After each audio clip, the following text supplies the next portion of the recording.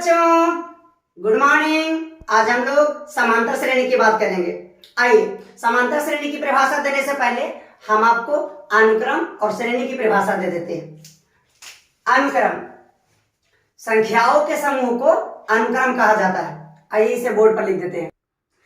अनुक्रम, संख्याओं की समूह को हम अनुक्रम कहते हैं। एग्जाम्पल के लिए आइए कुछ संख्याओं के समूह पर देख लेते हैं, जैसे 1, 3, 5, 7, 9, 11 डॉट डॉट डॉट। ये संख्याओं का समूह है, तो ये आपको अनुक्रम हो गया। कुछ और एग्जाम्पल देख लीजिए, 2, 4, 6, 8, 10, 12, ये आपका अनुक्रम हो गया।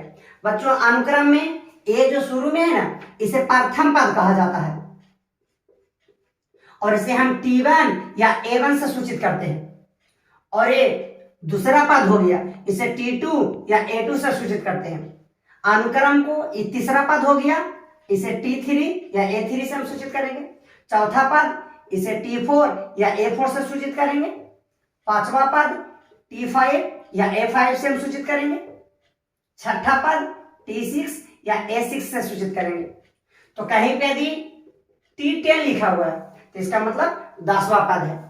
T15 लिखा हुआ है तो इसका मतलब 15वां पद है।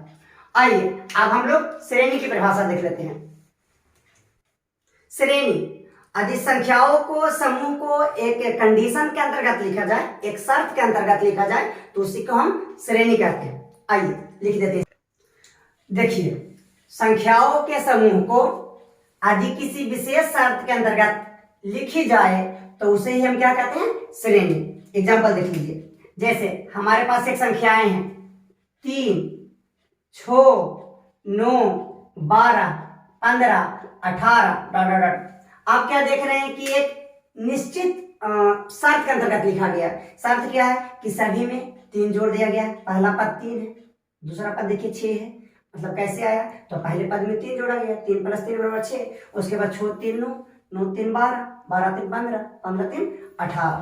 इसी तरह से और एग्जाम्पल देख लीजिए, जैसे 1 का स्क्वायर, 2 का स्क्वायर, 3 का स्क्वायर, 4 का स्क्वायर, 5 का स्क्वायर। तो ये आपको श्रेणी है, क्योंकि इसमें सभी के सभी संख्याएं एक विशेष पैटर्न को मतलब फॉलो कर रही है। जैसे इस पर भी स्क्वायर है 1, इसके बाद इसके क्रमागत है, इस पर भी स्क्वायर है, फिर इसके क्रमागत है 3, इस पर भी स्क्वायर है, 3 का क्रमागत 4 है और 4 का स्क्वायर है। इसी तरह से और एग्जाम्पल देख लीजिए, जैसे 1 का क्यूब, 2 का क्यूब, 3 का क्यूब, 4 का क्यूब, 5 का क्यूब डॉट डॉट डॉट। तो ये जो संख्याएं हैं, ये सब जो संख्याओं का समूह है जिसे हम श्रेणी कहते हैं, एक विशेष पैटर्न का फॉलो कर रही है। जैसे 1 के पावर 3, 2 के पावर 3, 3 के पावर 3, 4 के पावर 3, 5 के पावर 3। याद रखें कि इसे हम एपी नहीं कहते हैं, इसे हम श्रेणी कहते हैं। अब आइए हम परिभाषा देते हैं समांतर श्रेणी के। समांतर श्रेणी, संख्याओं का ऐसा समूह जिसके किसी एक पद और उसके पूर्व के पद अर्थात पहले के पद का अंतर यदि बराबर हो सभी टर्म में, तो उसे हम समांतर श्रेणी कहते हैं। और ये जो अंतर है उसी को कहा जाता है सार अंतर। देखिए बोर्ड पर हमने लिख रखा है, संख्याओं का वैसा समूह जिसके किसी पद, कोई एक पद और उसके पूर्व पद का अंतर समान हो तो उसे कहते हैं समांतर श्रेणी। और इस अंतर को हम सारांतर कहते हैं। एग्जाम्पल देते हैं। एग्जाम्पल है 2, 5, 8, 11, 14 डॉट डॉट डॉट। एपी की परिभाषा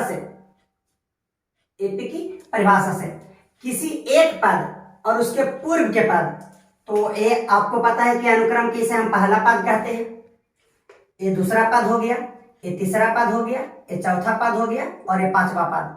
तो कोई एक पद, चलिए हम 5वां पद की बात कर लेते हैं। तो आपके पास 5वां पद कितना दिया हुआ है? 14। और उसके पूर्व की पद मतलब पहले की पद, तो 5वां पद के पहले के पद हो गया आपका चौथा पद, तो चौथा पद और चौथा पद के वैल्यू कितना है? 11। तो सबसे पहले हम इन दोनों का अंतर निकालेंगे, अर्थात 5वां पद माइनस चौथा पद, तो हो गया 11 और माइनस 14 और माइनस 11, अर्थात कितना आ गया? 3। अब यही चीज किसी और 2 क्रमागत पद के लिए हम लोग करेंगे। जैसे हम लोग दूसरा पद और तीसरा पद की बात कर लेते हैं। तो तीसरा पद की वैल्यू आपको यहाँ पर दिया हुआ है 8 और दूसरा पद की वैल्यू दिया हुआ है आपको 5।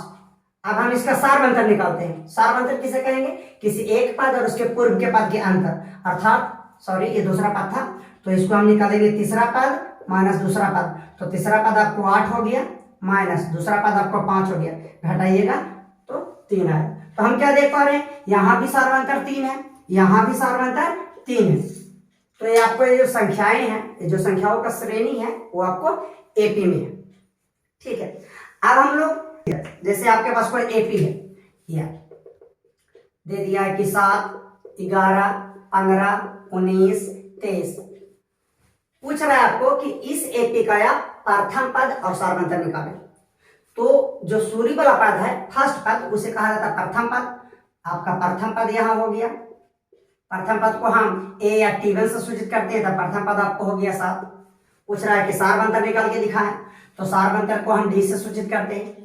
वो क्या होता है, किसी भी एक पद और उसके पूर्व के पद के अंतर। चलिए हम इन दोनों की बात कर लेते हैं। तो एक पद 19 है, इसके पूर्व के पद 15 है, तो हो गया 19 माइनस 15 बराबर 4। आप रखिए किसी भी दो पद का अंतर निकालिएगा तो बराबर ही आएगा। हाँ, कुछ और एग्जाम्पल देख लेते हैं। जैसे हमारे पास एपी दे दिया है 6, 12, 18, 24, 34 डॉट डॉट डॉट। कह रहा है कि इस एपी का आप प्रथम पद और सारवंतर बताइए। तो इस एपी का प्रथम पद आपको हो गया 6 और सारवंतर निकालना है तो कोई भी दो क्रमागत पद का अंतर निकाल देंगे। चलिए इन दोनों का अंतर निकाल लेते हैं। तो 18 में से कितना घट जाएगा, 18 माइनस 12। याद रखें कि इधर में सीधा नहीं घटाना क्रमागत है। कहने का मतलब है कि एक पद और उसके पूर्व का पद, तो 18, इसके पूर्व का पद कितना 12, इसी को कहते हैं सार अंतर। अब हम लोग बात कर लेते हैं कि एपी कितने प्रकार के होते हैं।